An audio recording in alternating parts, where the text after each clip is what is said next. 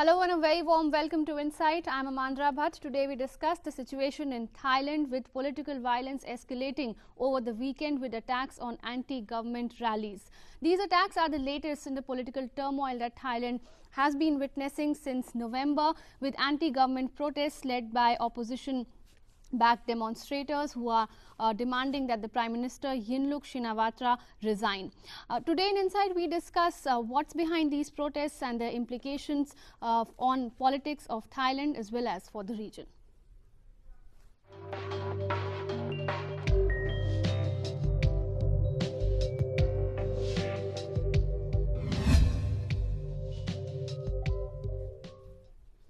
And to discuss the situation in Thailand, we are joined in our studios by two distinguished guests. Please welcome Dr.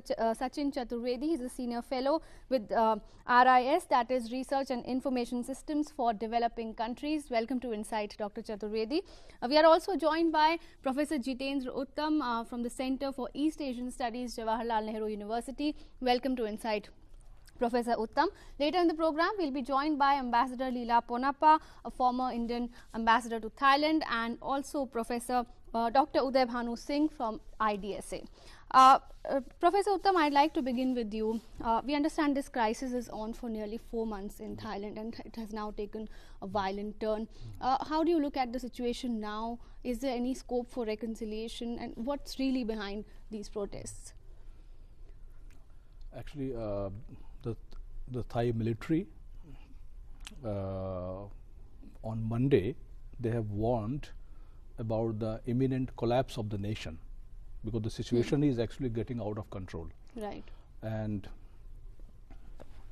from let's say from November 2013, the situation is every day it is deteriorating, and there are no other outlets in the Thai political system. They can restore the order, and as we know that only the Thaksin Shinawatra, his government lasted for full term almost, but others always there was a seizure of power in Thai politics, and that shows the weakness of their democracy.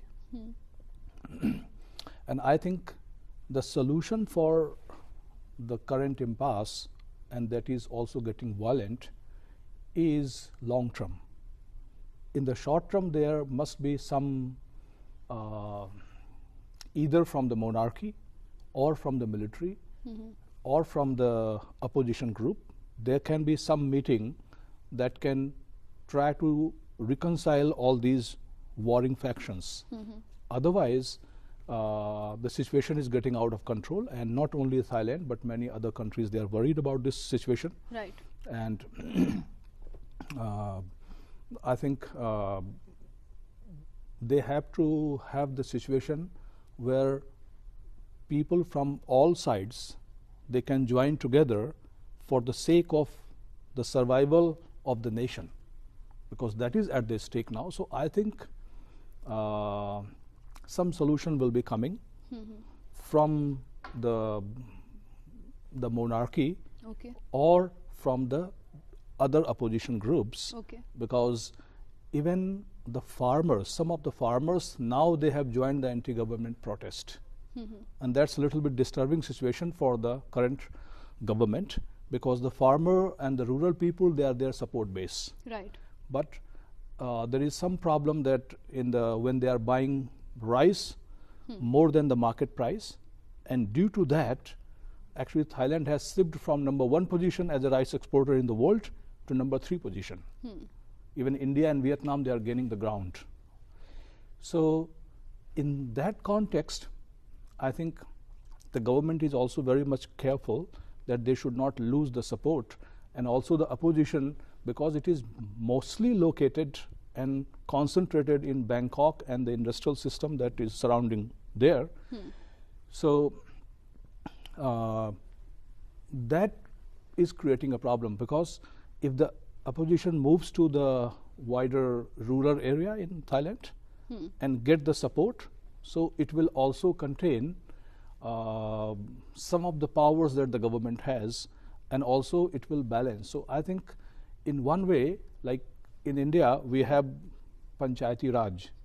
So the decentralization of political power is very important. Right. And I think if that Thailand can do so, in the long run it will help, but in the short run, I think all the parties, they should agree, Okay. maybe mediated by the army or mediated by the royalty. But isn't it something that both sides want at the moment, decentralization of powers? Both seem to agree to bringing about political Yeah, reform. actually, there is a more political pronouncement that they agree, but actually there is no real action plan or what we can say the roadmap. Okay. And that is not from today, but from many years was needed in Thailand. Okay. The decentralization of political power and also involving, because there is a fragmentation in the Thai society, the industrial lobby and the rural lobby. And that mediation should be done by the politics. Okay. What happened earlier and even till now, that this mediation is done by Thaksin Shinawatra, what they call Thaksinomics, by providing subsidies. Okay. That is not the answer. The answer is that the political empowerment of the rural people, so they can understand what is the people in the city, the capital city Bangkok, they are thinking. So some kind of national unity should be there. Okay, we'll discuss some of these points in greater detail in just a bit. But Dr. Chaturvedi, you know, the army chief said yesterday that the country will collapse with escalating political violence that we witnessed over the weekend. This turmoil has been on for some months now. Is it now about the survival of Thailand as a country? Not really. I think, as Professor Chaturvedi rightly mentioned, there would be the royalty which people are expecting to intervene anytime soon. I think the bigger challenge for Thailand now is to cope up with this declining GDP numbers, and Okay. that, I think, economic challenge that Thailand is going to face in days to come would be far more bigger blow to the system, because political decentralization, the effort to bring on board some of the factions which are opposing the government, bringing in the resignation and then planning for the next phase of elections, that can be planned out and system can absorb it. But the economic challenge, I think, is far deeper, and that is going to, like for instance, the rice scheme which was just now mentioned. The Thai government has already borrowed something like $4.2 billion from international market to pay a subsidy to the farmers. Now, the farmers who are out of the ambit of this scheme, they are the ones who are on the road. So you are creating a sort of a descent, not only in the main areas of Bangkok city, but also in the hinterlands, and that is going to be a major challenge to content the law and order system, A, and B, the declining contribution of huge farmers base to economy. And if we recall, Thaksin Shinawatra had tried to make a contribution to one village, one product scheme. So you had a major support to the export basket. In fact, it's not just the rice that Thailand emerged as a leader, but also in processed food. And processed food is a major contribution to Thailand's economy. 38% of total Southeast Asia ASEAN's contribution to processed food export comes from Thailand. So it's a huge base, and we are talking of several billion-dollar industry. So any kind of threat to export prospects, to economic commitment, would be far more dangerous. Right. So you're saying the ongoing turmoil is threatening to impact Thai economy. With that, we have to take a break in the program. Stay with us. We'll be right back.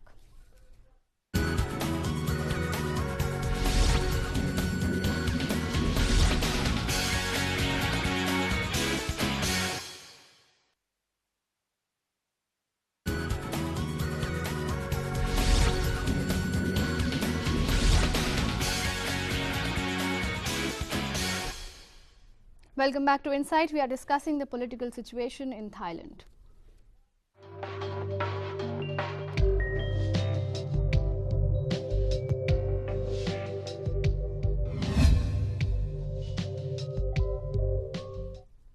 And right now in the program, we are joined by Ambassador Leela Ponappa, a former ambassador to Thailand. Welcome to Insight, Ambassador Ponappa. We've been discussing the ongoing turmoil in Thailand, and we understand Thailand is no stranger to political turmoil. In fact, since 2005, that country has seen many rounds of street protests. If you would help our viewers understand what's really behind this current round of protests. Well, first of all, the street protests go back much earlier than 2005. And I think, as happened in the first round of, as was mentioned in the first round of the discussion, the problems of the different power centers has been apparent in Thailand for many decades. This is not the first time. In fact, I think in the 70s there were some huge demonstrations in the main centers of Bangkok, outside Thammasat University and so on. Now, in a way, the fact that Thaksin Shinawatra became Prime Minister when he did represented a totally new dimension in Thai politics. We'd heard earlier mention from both our participants of the role of the army, the role of the monarchy, of course, and essentially the Bangkok elite. Thaksin was a new genie that came out of a bottle, and it's going to be impossible to put him back, because he reached out to the rural poor, as Professor Arya had mentioned. Right. He came out with a whole host of new financing and structural schemes in order to position Thailand. I think Thailand generally has had a good record in terms of how it has managed its exports, its tourism, in terms of packaging, in terms of pricing, and so on and so forth.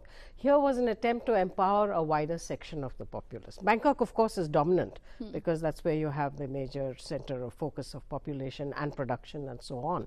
And the Bangkok elite, business, government, military, has really run the Thai structure.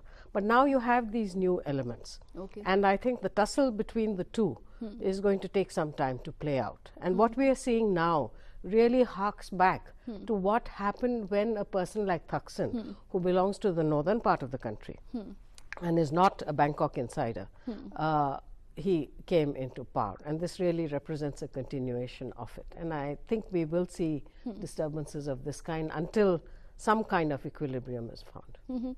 So you're basically saying, since the question of Thaksin Shinawatra coming to power or coming back to power or ruling by proxy through his sister, that seems to be an unresolvable issue. Thailand stands divided at the moment. So this cycle of protests is going to continue for some time. I think so, unless the monarchy intervenes. Again, as was mentioned earlier, the king's health has caused concern. Right. There will be succession issues, consolidation of the monarchy thereafter, and so on. So I think this too is an area of anxiety. Nobody is quite sure how things will pan out, because the king has great respect, virtually reverence all over the country. And in many respects, some of the projects that he's done for sustainable development in rural areas, really quite remarkable, I would say, Gandhian. But what the next generation will do is not quite clear. Professor Uttam, what do you think is the way forward? Now, we were speaking of any scope of reconciliation, and on the face of it, it seems both sides agree to bringing about constitutional reform. Yeah, actually, I think both sides, they understand also the limitation of their agitation or their confrontation. And I think also, because Thailand is part of very dynamic economic region, that is Southeast Asia and East Asia, and the growth and economic development is a very important concern for cutting across the lines, political divide and all this. Everybody wants the development. And I think this very fact that the nation agrees that Thai economy should not be distorted, I think that will make the sense to prevail. And however, the initiative to the dialogue and the action plan, how to go about it, I think has to come from either from the monarchy or maybe because till date there is no initiative from any other quarter, let's say ASEAN countries or any international suggestion or nothing like that. So I think maybe some initiative from any political or any religious or any monarchy, any institution should come to make the action plan and how they, because now they have to also, this is a kind of how they can save their face. The opposition also cannot go back and the government also cannot actually just not maintain the situation. So in that context, I think, because this is in a wider framework, this is one side, the forces of change represented by the current government, and other side, the forces of a status quo. Okay. They want to run the Thailand as they ran before through arranging something beyond the democracy. And that, I think, in today's world will not be possible. What the opposition demands, that there should be a council that should be taking care of Thailand and then they can conduct election and all this. I think the democracy is very noisy all over the world and Thailand has to face that music. So I think in that context, the reconciliation between the Thailand that is going to emerge and the way Thailand ran the business, I think their meeting point somewhere, somehow they have to find out. And that meeting point, how they find out, it's a very important question. Okay. And I think the military also yesterday made a statement that the situation is getting out of control. Right. And I think this is very right time for monarchy or from eminent people from the Thai society to intervene and set up the process of dialogue between these competing political forces. I remember some time back you had mentioned the possibility of a judicial coup. Do you see that happening in the near future? No, this is already, they are curving the government power, and some people, they are terming it a kind of judicial coup already happening. So this is basically the Thai aristocracy has different arms. One, you can say the military, through military they can push through the bureaucracy or through the Okay. judicial system. However, it will be very difficult to suppress the forces represented by what we call the red shirts or the government. I think it will be very difficult. So they can, the problem of the Thailand is that it cannot go back to the old style. It has to now find new path of reconciliation. Okay, well, right now in the program we are joined by yet another guest. Please welcome Dr. Uday Bhanu Singh, a fellow with the Institute for Defence Studies and Analysis. Welcome to Insight, Dr. Singh. If we could discuss the role of the military in Thailand now. There was speculation that the army could be forced to step in and bring that country back from the brink, but the army chief has ruled out any intervention. What do you think is going to be the role of the army here on? I think the army, after seeing the developments in the neighborhood and the way democracies have responded to this kind of development, the army is very reluctant to come out and stage another coup as they had been doing in the past in Thailand particularly. 18 coups earlier. After the 1932 restoration of the constitutional monarchy in Thailand. Now the army is very, very circumspect and would not like to intervene in the situation in Thailand because there is a fear even expressed by the army chief that any kind of intervention would lead to more violence. So the army would not like to escalate the already existing tensions in Thailand, which are evident on the streets of Bangkok and elsewhere. The army would like to stay away from the situation as far as possible. Only when it is pushed into a corner, then alone I think the army would think of intervening in Thailand. as the situation as it stands today, I think the hope that the army has expressed is for reconciliation between the opposing political parties. And that kind of reconciliation, if it happens, that is the only solution that Thailand can really look forward to. I think the army realizes the complex situation, the complex political scenario that has emerged. Therefore, it has been recommending reconciliation between the two opposing sides, and so it has adopted a more wait and watch kind of approach in dealing with the situation in Thailand. I think the military, seeing the accommodative approach that has been adopted in Myanmar, in the neighborhood, where the military has agreed to a lot of compromises so far, and the constitution in fact may be amended in Myanmar. So that kind of situation in the neighborhood, the approach of ASEAN as a community, that has put Thailand in a kind of a situation where the army would not like to escalate the situation. And the reasons are also not only political, they are also economic. The economy of Thailand has suffered because of this political crisis. Right.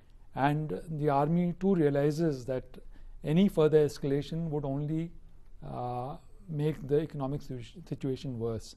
The economy, which was going well past 5% earlier, has now come down to 2.9%, and there can only be a decline in the economy if situations persist.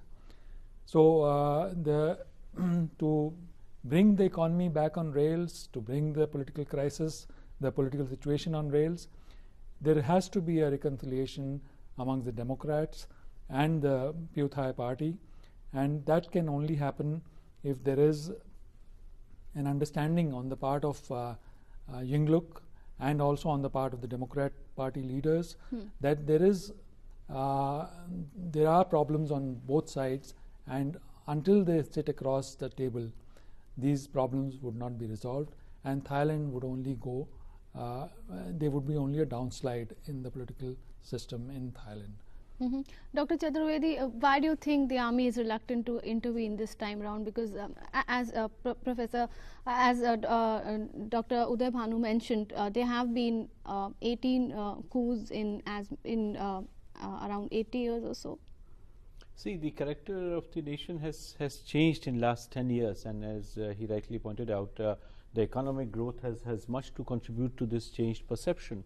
And you would find that this is also the time when many other institutions also came up, like the Anti-Corruption Commission, which came up a quiet force. So the judiciary, the democratic institutions which came up in last 10-12 years, you find a huge transition in the economy and the polity that is really governing Thailand. So I think they would not like to intervene at this stage, and it's still, as Mr. Ponnappa rightly mentioned, people are waiting for King's reaction to the whole situation, whether he steps in or encourages his daughter to step in. What kind of measures would be taken by the royal family is being awaited. But I think this is also the time when this kind of reconciliation, whether army is going to interact at more informal level with the executive. There are other institutions, as I mentioned, about this Anti-Corruption Commission, which has already issued notices to the Prime Minister for the rice problem that they are facing. I think it's also important that some of these institutions restrain themselves and help stabilize the situation fast. This farmers' movement, which has picked up in last 7 days, is amazing, and I think I'm more surprised because the quantum, the amount that was spent on rice subsidy has multiplied something like 24 times in last 2 years. So the scheme was launched only 3 years back, and suddenly the quantums have multiplied. So not only the exports have declined, but also debt and expenditure. So that means there are leakages in the system, which is not allowing the amount to be spent on the farmers. So discontentment and corruption both are multiplying. So that way, I think more is to be looked into this. It is not just the fight about decentralization or political discontentment. The factors, as it seems, are also economic in nature and of mismanagement. So that way, one would have to be very careful, and the institutions which are responsible for probe of this kind, institutions which are responsible for proper management and taking care of agriculture commodities which are being produced, and as I mentioned earlier, the food processing industry per se, they require more of nurturing and protection at this point. Ambassador Bonappa, would you agree that there's more to this current turmoil than just political decentralization? I think it is primarily political. I think it is an out and out power struggle. The constitutional aspects that were mentioned during this discussion need to recall the fact that it was, I think, in 1997, after a similar period of turmoil, that Thailand adopted, first of all drafted and then adopted by general consensus across the board, what they called a people's constitution. That was supposed to take care of these multiple coups that have taken place over essentially almost the past century.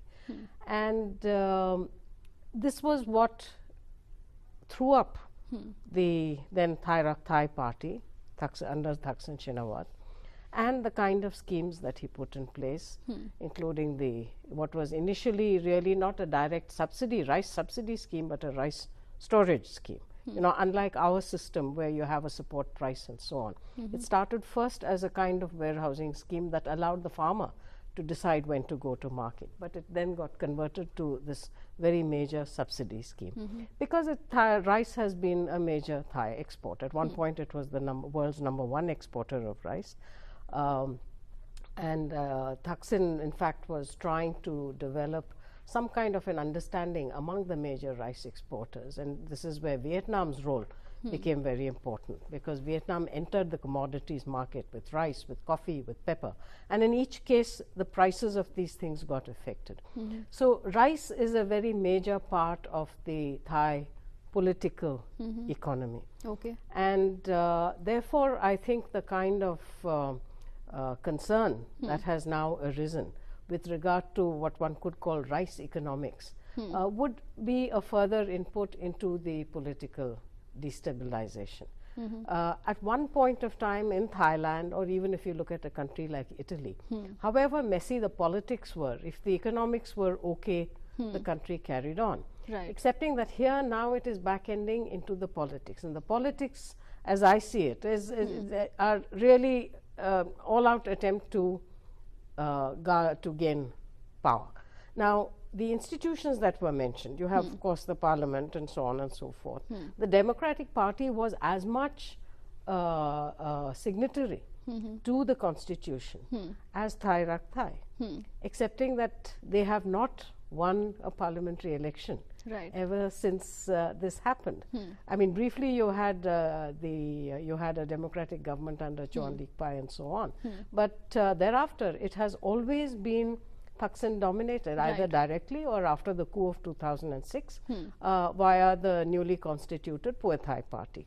So this is how I see it. There is one other institution which so far has not come up in the discussion, and that is the Privy Council, the loyalty of which is to the monarch. Right. And I think even if you do not see direct intervention of the monarch, possibly for reasons of his health, how the Privy Council also speaks or conveys signals about the situation on the ground